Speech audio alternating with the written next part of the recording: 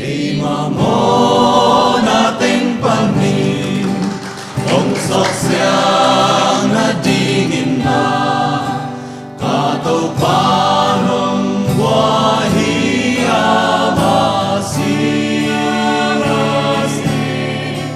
Genso lohong ipanin, panglian na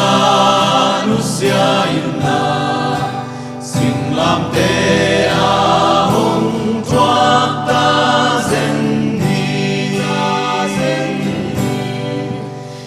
lang te tung aket chi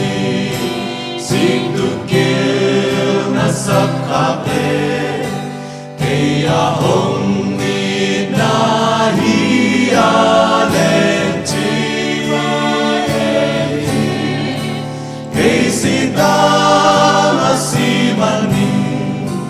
kaya swak ta te kahi Giêsu lâu ngalim thoát dấu kén tê mona sum si ding kim lai ông đôn đi ngã hông bay ya cây si tam đi nghi na ông si pat pat ma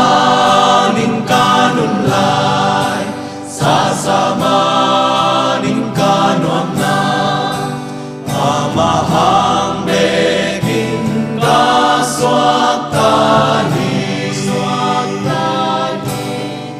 singlam te tung na kenchi sik tu kil na sakhabe kaya hong ni na hi alen chi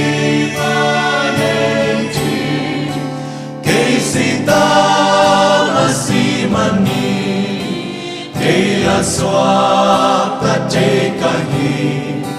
Giêsu lâu ngalim thoát dấu kén tê ca sung hôm qua xiang sắc kỳ ca sung na hong hong pia ni sim min lung sim hong kum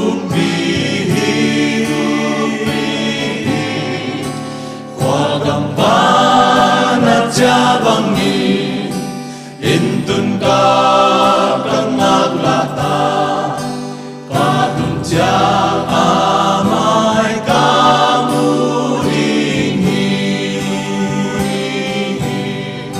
singlam te tung na kenchi sik tu kil na sakkape kaya hong inahi alen chi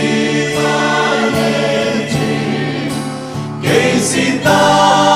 masimani kaya swak ta te kahi Giêsu lâu ngalim thoát dấu kén tê singlam te tung na khen chi sik tu kil na sakhaple kaya hong it na hi alen chi kay sita masimani kaya swak ta te kahi Giêsu lâu nga